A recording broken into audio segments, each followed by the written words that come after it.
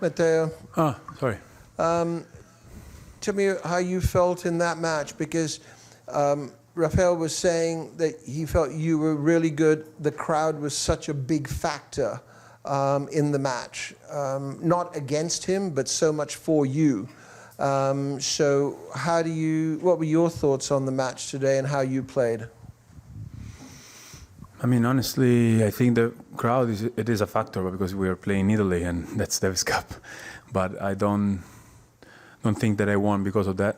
I think I played at the end better tennis. I should have won the second set. I mean, it's tough to say should have something, but it was set and break and ball for double break, you know. And I was playing really good, and I could have done a little bit more in the first break point, but that's tennis, you know. I accepted it.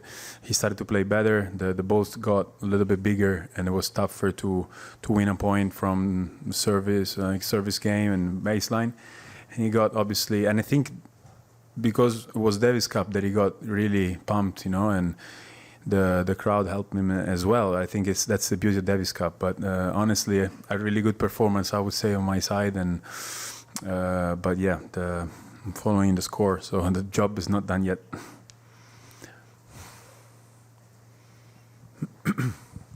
Hey Matteo, I just wanted to ask a little bit about your relationship or friendship with Flavio. There's a video of you two when you were both kids. Just wondering, could you tell us when you first met him, what he was like, and how much it means to you to be sort of playing with him at this Davis Cup? So I went to this tennis club in Rome. It's called Daniene, when I was 14. And I started working with his dad and Vincenzo, that became obviously my longtime coach. And back then, Flavio was 8, and that's where we met. I remember him and the brother Guglielmo. He's younger. And this Vincenzo and Stefano used to like organize these small tournaments, weekend tournaments, where you were playing best of 3 sets, but set up to 4 games. And I played a lot of them in Rome. And these 2 kids, they were always there playing tennis, enjoying the day. And we were kind of like babysitting them as well, playing with them. So it's actually crazy that, you know, we're in the same team. And I look at him now, he's a man now. So it means that I'm even older, but it's still a good feeling. So it's really gives me chills, you know, to think about this relationship in the years. Another question in English? Hi. The mic. Sorry. Yeah, just wanted to know about that second set.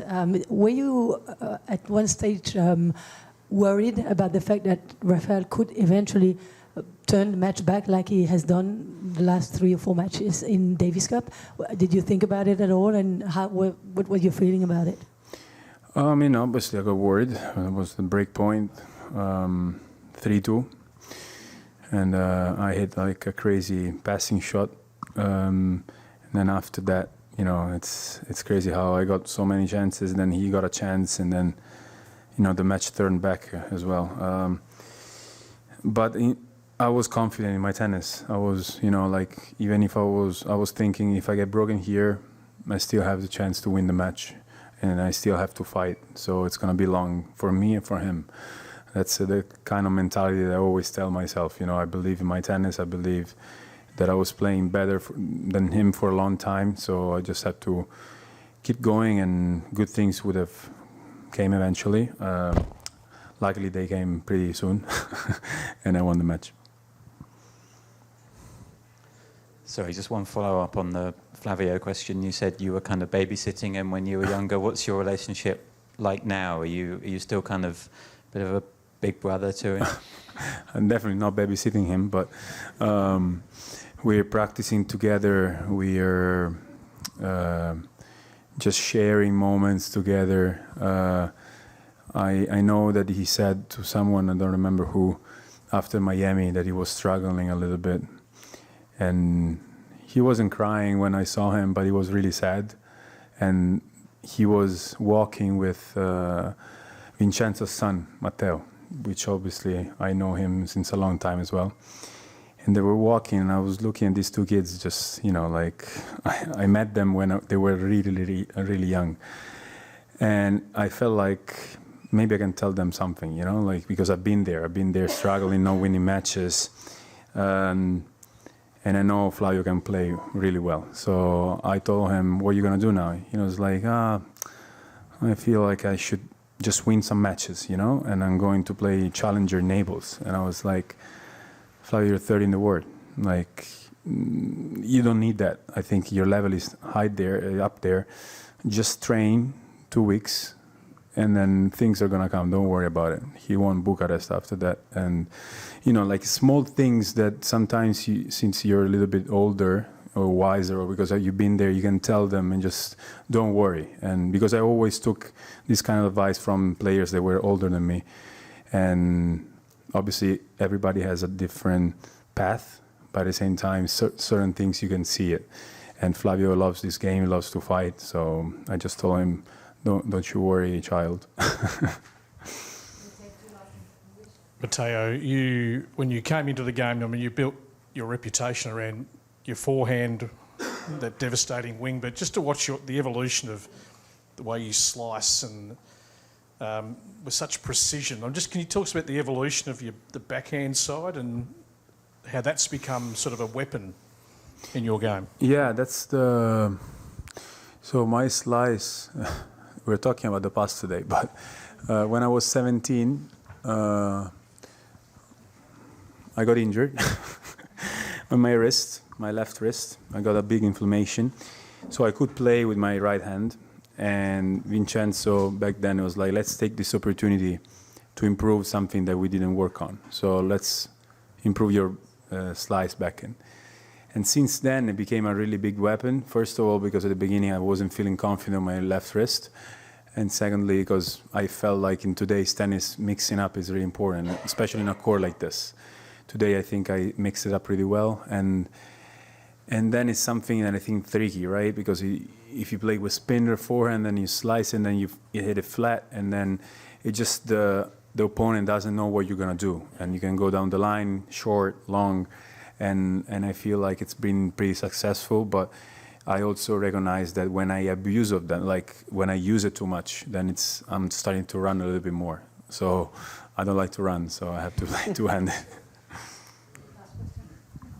Matteo, the other day we were talking about the importance of Davis Cup for you after the comeback started following the injuries and all that. If you had to rate between 1 and 10, 10 being the best, where would you say you are now, and how much more do you need, if it's not a 10, how much more you need to get to exactly where you want to be with your tennis? I feel pretty confident right now. I was practicing really well. When I came back and I didn't play for a month and a half, I started practicing with the best guys on tour, and I was feeling like I never stopped, right? So I think that my tennis is there. It's always been there. Tennis, it's so nice, and the beauty of it is that it's a mix of factors, right? It's a mix of confidence, physical condition, mental condition, conditions in general in the tournament. It's not a secret that I always struggle a little bit more at the end of the season indoors. I like to play on clay a little bit more. I like to play on grass a little bit more. And this year I completely skipped that part. So I think my tennis is there. I proved it to myself this year when I played Draper, when I played Novak, when I played Zverev, Diminar, Fritz. They were really good matches. So I think my tennis is there. I just need a little bit of consistency, and I never stopped believing about my level, really.